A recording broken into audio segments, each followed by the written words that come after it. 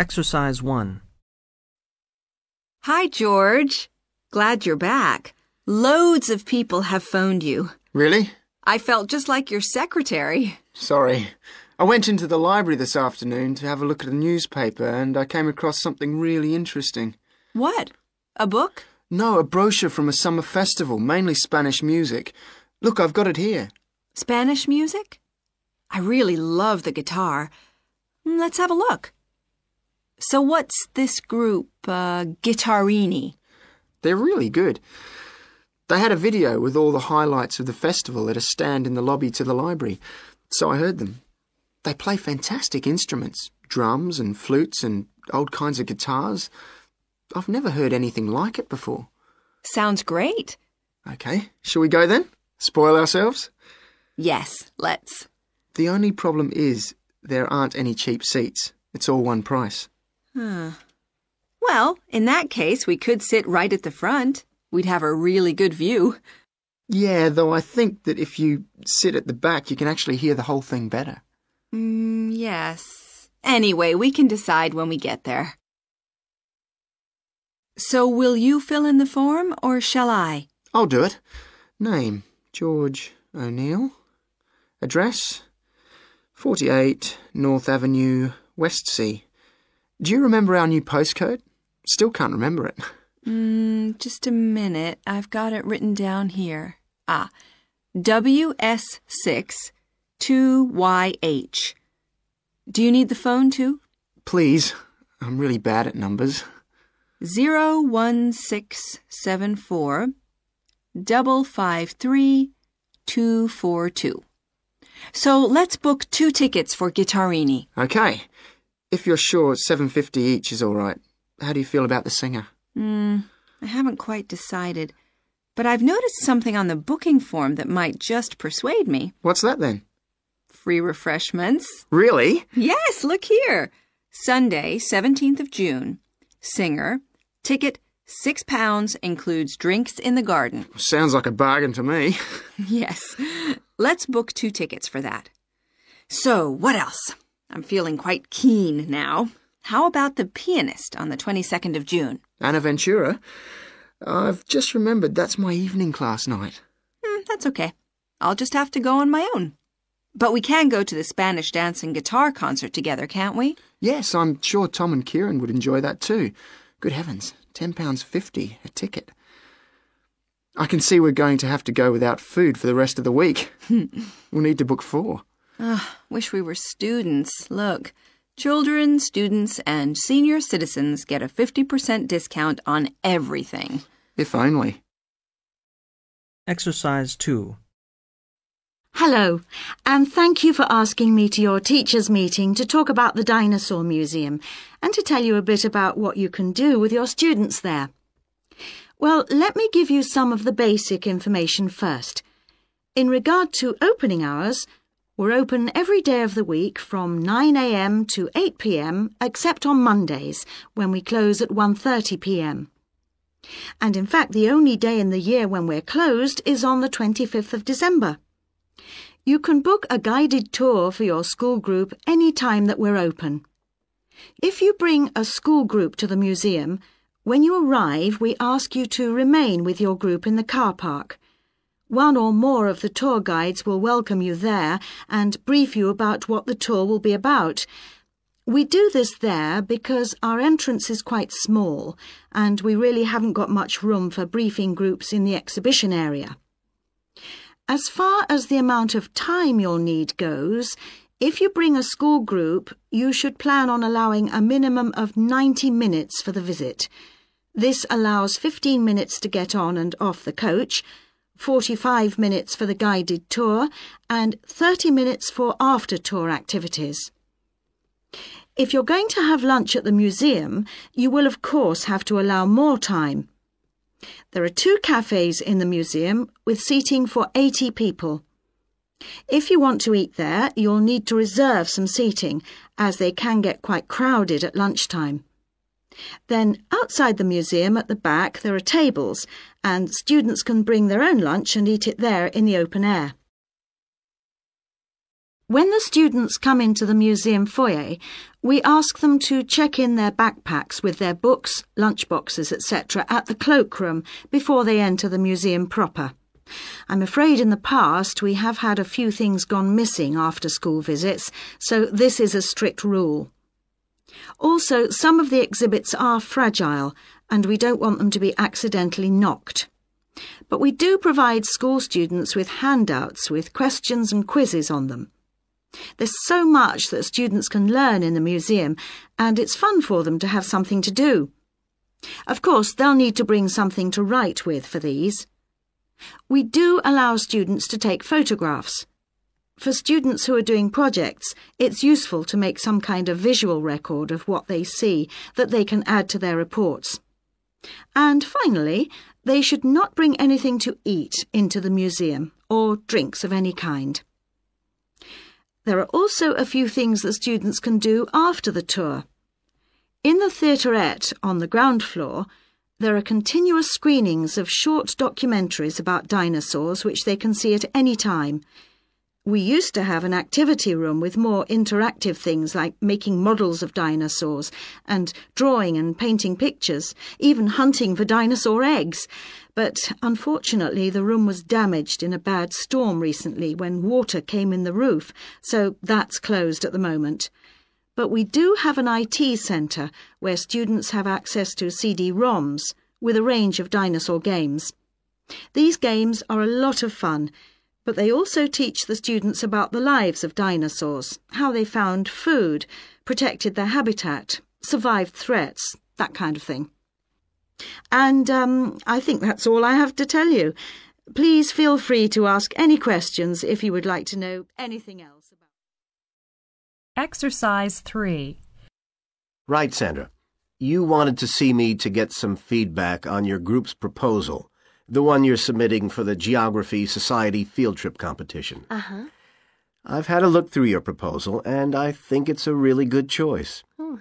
In fact, I only have a few things to say about it, but even in an outline document like this, you really have to be careful to avoid typos and problems with layout in the proposal, and even in the contents page. So read it through carefully before submitting it, okay? Will do. And I've made a few notes on the proposal about things which could have been better sequenced. Okay. As for the writing itself, I've annotated the proposal as and where I thought it could be improved. Generally speaking, I feel you've often used complex structures and long sentences for the sake of it, and as a consequence, although your paragraphing and inclusion of subheadings help, it's quite hard to follow your train of thought at times. Oh. So, cut them down a bit, can you? Really? Yes, and don't forget simple formatting like numbering. Didn't I use page numbers? I didn't mean that. Look, you've remembered to include headers and footers, which is good, but listing ideas clearly is important. Number them, or use bullet points, which is even clearer. Then you'll focus the reader on your main points. I thought your suggestion to go to the Navajo Tribal Park was a very good idea. No, I've always wanted to go there. My father was a great fan of cowboy films and the Wild West, so I was subjected to seeing all the epics, many of which were shot there. Mm-hmm.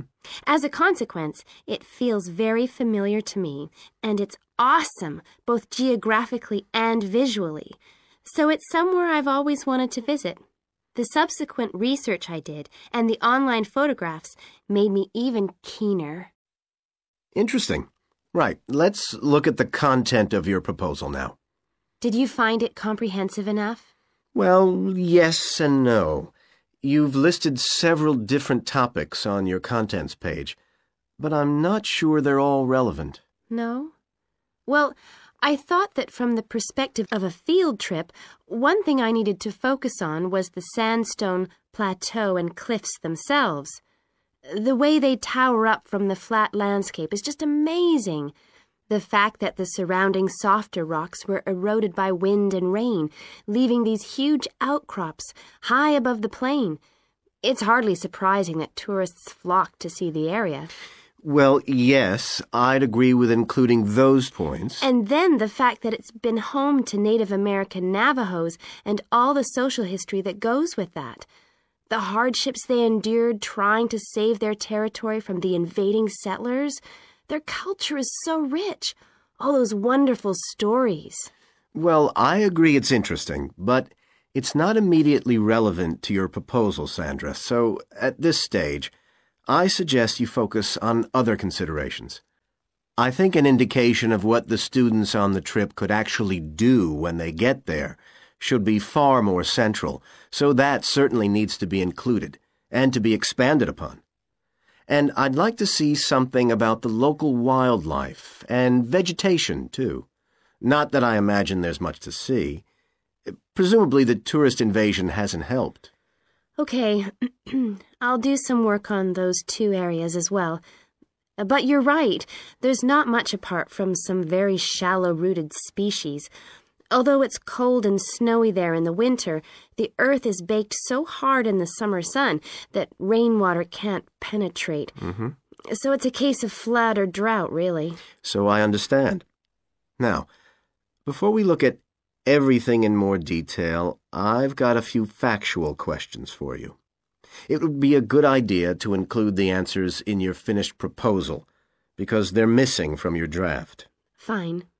So you mentioned the monoliths and the spires, which was good. But what area does the tribal park cover? Do you know? 12,000 hectares, and the plain is at about 5,850 meters above sea level. Larger than I expected. Okay, where's the nearest accommodation? That's a practical detail that you haven't included. Have you done any research on that? Yes.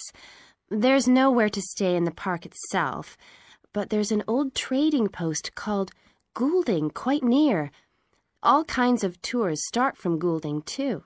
What kind of tours? Well, the most popular are in four-wheel drive Jeeps, but I wouldn't recommend hiring those.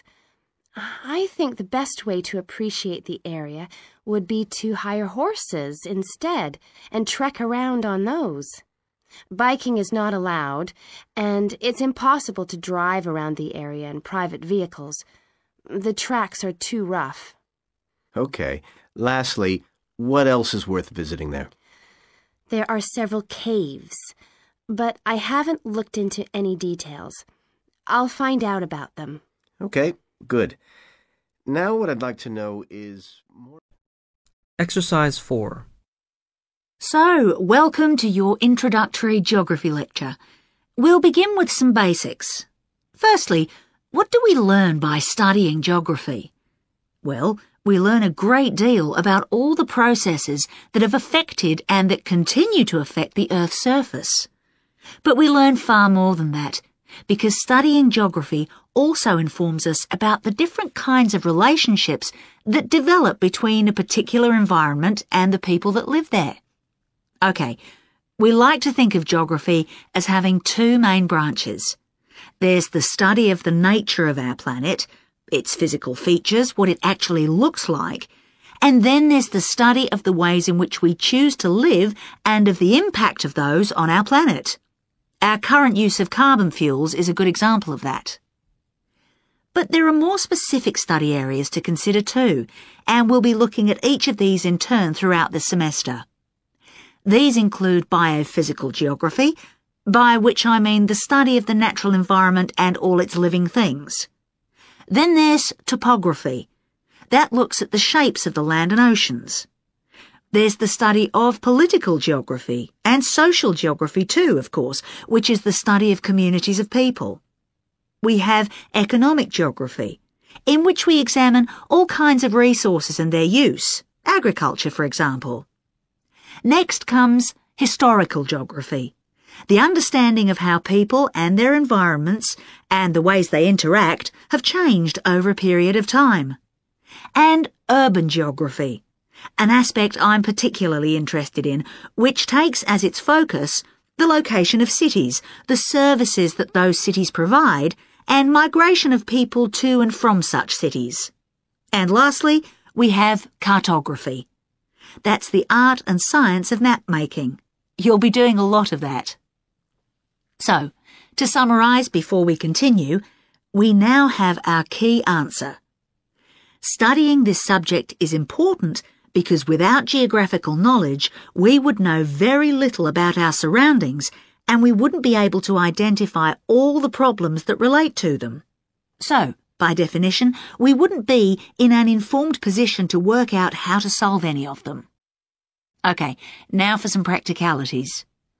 What do geographers actually do? Well, we collect data to begin with. You'll be doing a lot of that on your first field trip. How do we do this? There are several means. We might, for example, conduct a census, count a population in a given area perhaps. We also need images of the Earth's surface which we can produce by means of computer generation technology or with the help of satellite relays. We've come a very long way from the early exploration of the world by sailing ships, when geographers only had pens and paper at their disposal. After we've gathered our information, we must analyse it. We need to look for patterns, most commonly those of causes and consequences. This kind of information helps us to predict and resolve problems that could affect the world we live in. But we don't keep all this information confidential. We then need to publish our findings so that other people can access it and be informed by it. And one way in which this information can be published is in the form of maps. You'll all have used one at some stage of your life already. Let's consider the benefits of maps from a geographer's perspective. Maps can be folded and put in a pocket and can provide a great store of reference when they're collected into an atlas. They can depict the physical features of the entire planet if necessary, or just a small part of it in much greater detail. But there is a drawback. You can't exactly replicate something that is three-dimensional, like our planet, on a flat piece of paper, because paper has only 2 dimensions. And that means there'll always be a certain degree of distortion on a map. It can't be avoided. We can also use aerial photographs, pictures taken by cameras at high altitude above the Earth. These are great for showing all kinds of geographical features that are not easy to see from the ground. You can easily illustrate areas of diseased trees or how much traffic is on the roads at a given time, or information about deep seabeds, for example. Then there are Landsats. These are satellites that circle the Earth and transmit visual information to computers at receiving stations. They circle the Earth several times a day and can provide a massive information. You'll all be familiar with the information they give us about the weather, for example. So, what we're going to do now is look at a short presentation in which you'll see all these tools. Exercise 5. Good morning, Total Insurance. Judy speaking. How may I help you? I recently shipped my belongings from overseas back here to Australia and I took out insurance with your company. Some items were damaged during the move, so I need to make a claim. What do I have to do? Okay, well, first I need to get a few details about this. Can you give me your name, please? Yes, it's Michael Alexander. Okay, and your address, please? My old address or my current one? Your current one. It's 24 Manly Street, Milperra, near Sydney. What was the suburb, sorry? Milperra, Milperra. Right. Now, who was the shipping agent, Mr. Alexander? You mean the company we used? Yes, the company who packed everything up at the point of origin. Oh, it was, First Class Movers. Okay. Where were the goods shipped from? China, but the ship came via Singapore and was there for about a week. Don't worry, all of that information will be in the documentation. Now, the dates. Do you know when the ship arrived? It left on the 11th of October and got to Sydney on the 28th of November. Okay. I need one more thing. There's a reference number. It should be in the top right-hand corner of the pink form they gave you. Let me have a look. I have so many papers. Yes, here it is. It's 601 ACK. Thanks. I need to take down a few details of the actual damage over the phone before you put in a full report. Can you tell me how many items were damaged and what the damage was? Yes, well, 4 things actually. I'll start with the big things. My TV, first of all. It's a large one, very expensive. Insurance doesn't cover electrical problems. It isn't an electrical problem. The screen has a huge crack in it, so it's unusable. I see. Any idea of the price to repair it? No. Well, I don't think it can be repaired. It will need a new one. OK, I'll make a note of that and we'll see what we can do. Now, what was the second item? The cabinet from the bathroom was damaged as well. It's a lovely cabinet. We use it to keep our towels in. And what is the extent of the damage? Well, the back and the sides seem okay, but the door has a huge hole in it. It can't be repaired. I'm really not very happy about it. And how much do you think it will cost to replace it? Well, when I bought it last year, I paid $125 for it. But the one I've seen here in Sydney is a bit more expensive. It's $140. Right. And what was the third item? My dining room table. It's a lovely table from Indonesia. It must have been very hot inside the container because one leg has completely split down the middle. The top and the other 3 look okay, thank goodness. Any idea of the price to repair it? Well, I had an estimate done on this actually because it is a very special table to us. They quoted us $200, which is really pricey, so I hope the insurance will cover the total cost. I'm sure that will be fine. What was the last item, Mr. Alexander? Well, we have a lovely set of china plates and dishes, you know, with matching cups, saucers, the lot. They were all in the one box, which must have got dropped because some plates were broken. 6, actually. And can you tell me the replacement value of these? Well, it's hard to say because they were part of a set, but they can be up to $10 each, as it's such a good set. OK, so that would be around $60 altogether. Yes, that's right. And is that all of the items? Yes. So, what do I have to do now? Exercise 6. Welcome to Greenvale Agricultural Park. As you know, we've only been open a week, so you're amongst our first visitors. We have lots of fascinating indoor and outdoor exhibits on our huge complex, spreading hundreds of hectares. Our remit is to give educational opportunities to the wider public, as well as to offer research sites for a wide variety of agriculturists and other scientists. Let's start by seeing what there is to do. As you can see here on our giant wall plan, we are now situated in the reception block here. As you walk out of the main door into the park, there's a path you can follow. If you follow this route, you'll immediately come into the rare breeds section, where we keep a wide variety of animals, which I shall be telling you a little more about later. Next to this, moving east, is the large grazing area for the rare breeds. Then further east, in the largest section of our park, is the forest area. South of the grazing area, and in fact just next to the reception block, is our experimental crop area. In the middle of the park, this circular area, is our lake. These 2 small rectangular shapes here are the fish farms where we rear fish for sale. To the east of those is the marsh area, which attracts a great many migrant birds. In the southeastern corner, beyond the marsh, is our market garden area, growing vegetables and flowers. All these areas can be visited by the general public for almost all the year. Although, please take note of the large signs at the entrance to each area, which tell you when certain areas are being used for particular controlled experiments and are therefore temporarily out of bounds to the public. You can see for yourself what a huge area the park covers, and a key question is always, how can we move around? Well, you have a choice of means, all environmentally friendly. Cars are banned in the park. We have bicycles, which you can hire behind the reception block here. The healthy ones of you can go on foot. And finally, there's our electric tram, powered from solar cells. You find more information about this at the front entrance. A good place to start on your tour is the rare breed section. We keep goats, sheep and hens and other kinds of poultry. We're also thinking of bringing in cows and horses, but we do not as yet have facilities for these bigger animals.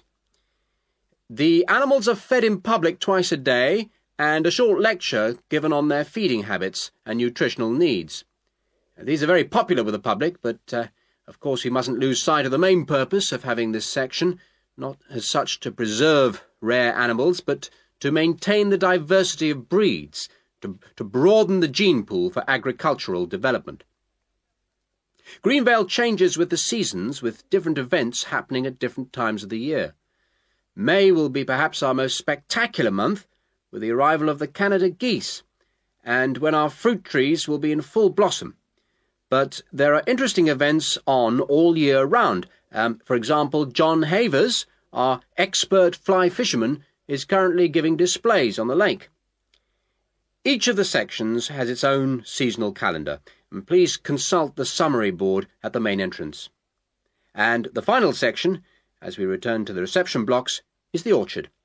Do take time to browse round our shop. There's a wide selection of books on wildlife, some of them written by local authors, and the history of farming, including organic farming, something which the park will be diversifying into in the coming months.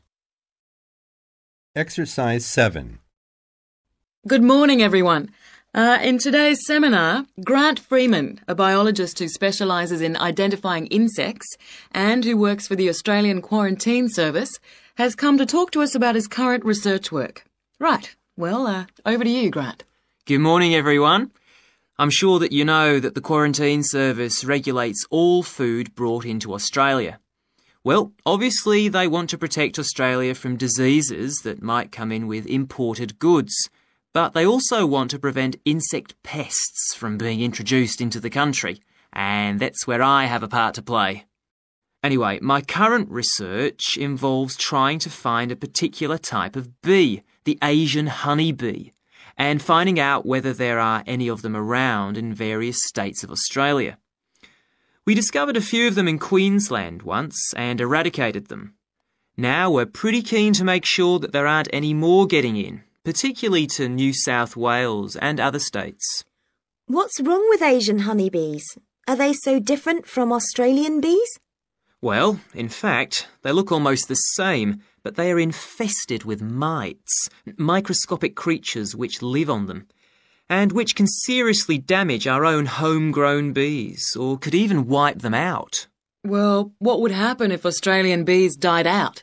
Well, the honey from Australian bees is of excellent quality, much better than the stuff the Asian bees produce. In fact, Australia exports native queen bees to a large number of countries because of this. When the European honeybee was first discovered out in the bush, we found they made really unpleasant honey, and they were also too big to pollinate many of our native flowers here in Australia. That must have had a devastating effect on the natural flora. Did you lose any species? No, we managed to get them under control before that happened. But if Asian bees got in, there could be other consequences. We could lose a lot of money because, you might not be aware, but it's estimated that native bees' pollination of flower and vegetable crops is worth $1.2 billion a year. So in a way, they're the farmer's friend. Oh, and another thing is, if you're stung by an Asian honeybee, it can produce an allergic reaction in some people, so they're much more dangerous than native bees. How will you know if Asian bees have entered Australia? We're looking at the diet of the bird called the rainbow bee-eater. The bee-eater doesn't care what it eats, as long as they're insects. But the interesting thing about this bird is that we are able to analyse exactly what it eats, and that's really helpful if we're looking for introduced insects. How come? Because insects have their skeletons outside their bodies, so the bee-eaters digest the meat from the inside. Then they bring up all the indigestible bits of skeleton, and of course the wings, in a pellet, a small ball of waste material which they cough up. That sounds a bit unpleasant. So how do you go about it? In the field, we track down the bee-eaters and find their favourite feeding spots, the places where the birds usually feed. It's here that we can find the pellets. We collect them up and take them back to the laboratory to examine the contents. How do you do that? The pellets are really hard, especially if they've been out in the sun for a few days. So, first of all, we treat them by adding water to moisten them and make them softer. Then we pull them apart under the microscope. Everything's all scrunched up, but we're looking for wings, so we just pull them all out and straighten them. Then we identify them to see if we can find any Asian bee wings. And how many have you found? So far, our research shows that Asian bees have not entered Australia in any number. It's a good result and much more reliable than trying to find live ones as evidence of introduced insects. Well, that's fascinating. Thank you, Grant, for those insights. I hope that you might inspire some of our students here to conduct some similar experiments. Exercise 8. I've been doing some research into what people in Britain think of doctors, the ones who work in general practice, the first call for medical care, and comparing this with the situation in a couple of other countries. I want to talk about the rationale behind what I decided to do. Now, I had to set up my program of research in 3 different countries, so I approached postgraduates in my field in overseas departments, contacting them by email to organize things for me at their end. I thought I would have trouble recruiting help, but in fact, everyone was very willing, and sometimes their tutors got involved too. I had to give my helpers clear instructions about what kind of sample population I wanted them to use. I decided that people under 18 should be excluded because most of them are students or looking for their first job. And also I decided at this stage just to focus on men who were in employment and set up something for people who didn't have jobs and for employed women later on as a separate investigation. I specifically wanted to do a questionnaire and interviews with a focus group. With the questionnaire, rather than limiting it to one specific point, I wanted to include as much variety as possible. I know questionnaires are a very controlled way to do things, but I thought I could do taped interviews later on to counteract the effects of this. And the focus group may also prove useful in future by targeting subjects I can easily return to, as the participants tend to be more involved. So I'm just collating the results now. At the moment, it looks as if, in the UK, despite the fact that newspapers continually report that people are unhappy with medical care, in fact, it is mainly the 3rd level of care, which takes place in hospitals, that they are worried about. Government reforms have been proposed at all levels, and although their success is not guaranteed, long-term hospital care is in fact probably less of an issue than the media would have us believe. However, I've still got quite a bit of data to look at. Certainly, I will need to do more far-reaching research than I had anticipated in order to establish if people want extra medical staff invested in the community, or if they want care to revert to fewer but larger key medical units. The solution may well be something that can be easily implemented by those responsible in local government, with central government support, of course. This first stage has proved very valuable, though. I was surprised by how willing most of the subjects were to get involved in the project. I had expected some unwillingness to answer questions honestly, but I was taken aback and rather concerned that something I thought I'd set up very well didn't necessarily seem that way to everyone in my own department. I thought you might also be interested in some of the problems I encountered in collecting my data. There were odd cases that threw me. One of the subjects who I had approached while he was out shopping in town decided to pull out when it came to the 2nd round. It was a shame, as it was someone who I would like to have interviewed more closely. And one of the first-year students I interviewed wanted reassurance that no names would be traceable from the answers. I was so surprised, because they think nothing of telling you about themselves and their opinions in seminar groups. Then one of the people that I worked with got a bit funny. The questions were quite personal, and one minute he said he'd do it, then the next day he wouldn't. And in the end, he did do it. It's hard not to get angry in that situation, but I tried to keep focused on the overall picture in order to stay calm. The most bizarre case was a telephone interview I did with a teacher at a university in France. He answered all my questions in great detail, but then when I asked how much access he had to dangerous substances, he wouldn't tell me exactly what his work involved. Exercise 9. Good morning. How can I help you? Hello. I'm interested in renting a house somewhere in the town. Right. Could I have your name, please? Yes, it's Stephen Godfrey. And tell me how many bedrooms you're looking for. Well, we'd need 4 because I'm going to share the house with 3 friends. Okay. There are several of that size on our books. They mostly belong to families who are working abroad at the moment. What about the location? It'd be nice to be central.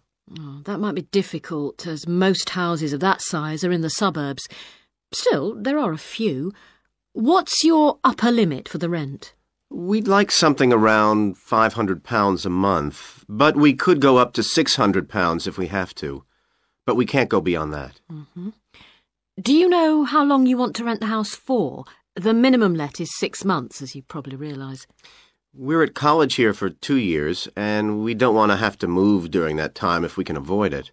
Right. And how soon do you want to move in? All our lets start on the 1st of the month. Well, as soon as possible, really, so that means September 1st. OK. Let me have a look at what we've got. We have photographs of all the houses on our book, so you can get an idea of what they're like. There's this one in Oakington Avenue at £550 a month, combined living room and dining room with a separate kitchen. It doesn't have a garage, though you can park in the road. We'd prefer to have one if possible. Right. Then have a look at this house in Mead Street. Mm-hmm. It's got a very large living room and kitchen, bathroom, cloakroom. How much is it? That one's £580. It's very well furnished and equipped. It also has plenty of space for parking, and it's available for a minimum of a year. Oh, and there's a big garden. I don't think we could cope with that, to be honest. We'll be too busy to look after it. OK. Then there's this older house in Hamilton Road. Living room, kitchen, diner, and it has a study. £550 a month. That looks rather nice. But whereabouts in Hamilton Road? Towards the western end. Oh, that'll be very noisy. I know the area. Yes, it's pretty lively, but some people like it, though. Well, what about this house in Devon Close? That looks lovely. There's a big demand for houses in that area, so prices tend to be quite high. But this one hasn't been decorated for a few years, which has kept the rent down a bit.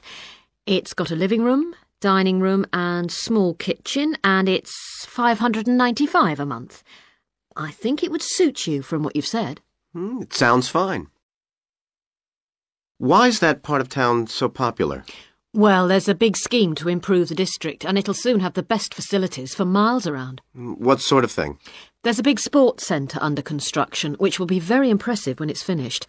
In fact, the swimming pool's already opened, ahead of schedule, and it's attracting a lot of people. What about cinemas? Are there any in the area?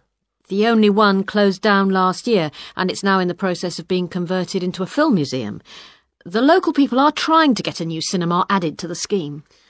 I think I heard something about a plan to replace the existing concert hall with a larger one. Ah, that's due to start next year. Well, it sounds an interesting area to live in.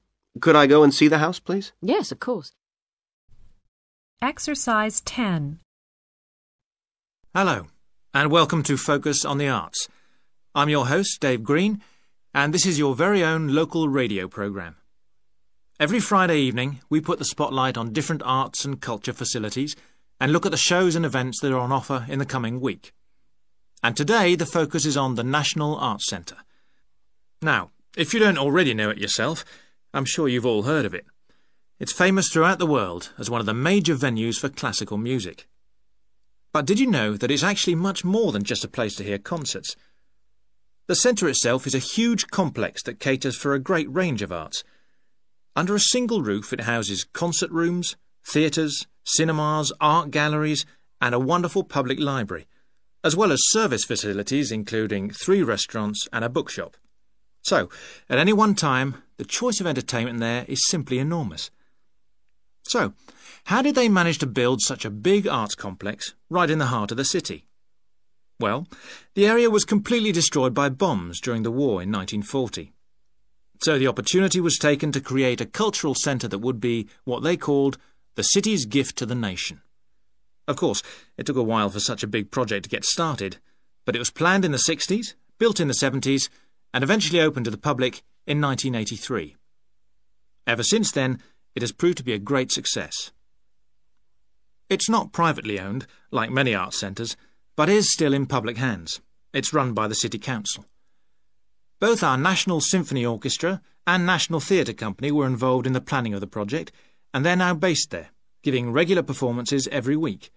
And as the centre is open 363 days of the year, there are plenty of performances to choose from. So, to give you some idea of what's on, and to help you choose from the many possibilities, we've made a selection of the star attractions. If you're interested in classical music, then we recommend you go along to the National on either Monday or Tuesday evening at 7:30 for a spectacular production of the Magic Flute, probably the most popular of all Mozart's operas. It's in the Garden Hall, and tickets start at only £8, but you'll have to be early if you want to get them that cheap. And remember, it's only on for those 2 evenings. For those more interested in the cinema, you might like to see the new Canadian film, which is showing on Wednesday evening at 8 p.m. in Cinema 2. And that's called 3 Lives. It's had fantastic reviews, and tickets cost just £4.50, which is a reduction on the usual price of £5.50. So, it's really good value, especially for such a great movie. But you can see the centre's main attraction at the weekend, because on Saturday and Sunday, 11 a.m. to 10 p.m, they're showing a wonderful new exhibition that hasn't been seen anywhere else in Europe yet. It's a collection of Chinese art called Faces of China. That's in Gallery 1, and it has some really fascinating paintings and sculptures by leading artists from all over China. And the good news is that it's completely free, so don't miss it. So why not go along to the National Arts Centre next week for one or all of these great events? And you can always pick up a programme and check out all the other performances and exhibitions on offer, or coming soon, on almost every day of the year. Next week, we'll be looking at the new Museum of Science. Exercise 11. I've been reading your personal statement, Paul. First, let's talk about your work experience in South America. What took you there? Was it to gain more fluency in Spanish?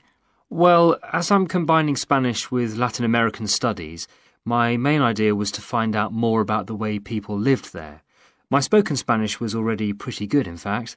So you weren't too worried about language barriers? No. In fact, I ended up teaching English there, although that wasn't my original choice of work. I see. How did you find out about all this? I found an agency that runs all kinds of voluntary projects in South America. What kind of work? Well, there were several possibilities. You mean construction, engineering work? Yes, getting involved in building projects was an option. Then there was tourism, taking tourists for walks around the volcanoes, which I actually chose to do, and then there was work with local farmers. But you didn't continue with that project. Why not? Because I never really knew whether I'd be needed or not. I'd thought it might be difficult physically, but I was certainly fit enough. Now, I wanted to do something that had more of a proper structure to it, I suppose. I get demotivated otherwise. What do you think you learned from your experience? It must have been a great opportunity to examine community life. Yes, but it was difficult at first to be accepted by the locals. It was a very remote village, and some of them were reluctant to speak to me, although they were always interested in my clothes and how much I had to pay for them. Well, that's understandable. Yes, But things soon improved. What struck me was that when people became more comfortable with me and less suspicious, we really connected with each other in a meaningful way. You made good friends? Yes, with two of the families in particular. Good. What about management? Did you have a project manager? Yes, and he gave me lots of advice and guidance. And was he good at managing too? That wasn't his strong point. I think he was often more interested in the academic side of things than filing reports. He was a bit of a dreamer. And did you have a contract? I had to stay for a minimum of 3 months. My parents were surprised when I asked to stay longer, 6 months in the end. I was so happy there. And did anything on the administration side of things surprise you? What was the food and lodging like? Simple, but there was plenty to eat, and I only paid $7 a day for that, which was amazing, really. And they gave me all the equipment I needed, even a laptop. You didn't expect that then? No. Well, I'll look forward to hearing more. But now let's look at these modules. You'll need to start thinking about which ones you'll definitely want to study. The first one here is Gender Studies in Latin America. It looks at how gender analysis is reconfiguring civil society in Latin America. Women are increasingly occupying positions in government and in other elected leadership positions in Latin America. I think you'd find it interesting. If it was to do with people in the villages rather than those in the public sphere, I would. OK. What about second language acquisition? Do you think I'd find that useful? Well, you've had some practical experience in the field. I think it would be. I hadn't thought about that. I'll put that down as a definite then. OK. What about Indigenous women's lives? That sounds appropriate. I thought so too, but I looked at last year's exam questions and that changed my mind. Don't judge the value of the course on that. Maybe talk to some other students first, and we can talk about it again later. OK. Yes, and lastly, will you sign up for Portuguese lessons? My Spanish is good, so would I find that module easy? Not necessarily. Some people find that Spanish interferes with learning Portuguese, getting the accent right too. It's quite different in a lot of ways. Well, I'd much sooner do something else then. All right. Now, what we need to do is make a... Exercise 12. Good morning, everyone. In the last few lectures, I've been dealing with business finance, but now I'm going to move on to business systems. And in today's lecture, I'm going to talk about what can go wrong when businesses try to copy their own best practices. Once a business has successfully introduced a new process, managing a branch bank, say, or selling a new product, the parent organization naturally wants to repeat that success and capture it, if possible, on a bigger scale. The goal, then, is to utilize existing knowledge and not to generate new knowledge. It's a less glamorous activity than pure innovation, but it actually happens more often, as a matter of fact. However, surprisingly, getting things right the second time is not necessarily any simpler than it was the first time. Now, there's been a lot of research into how companies can repeat their previous successes, and it certainly hasn't been confined to the United States.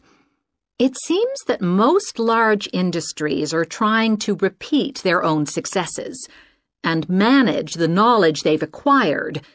But even so, it has been shown that the overwhelming majority of attempts fail. A host of studies confirm this, covering a wide range of business settings: branch banks, retail stores, real estate agencies, factories, call centers, to name but a few. So why do so few managers get things right the second or third time?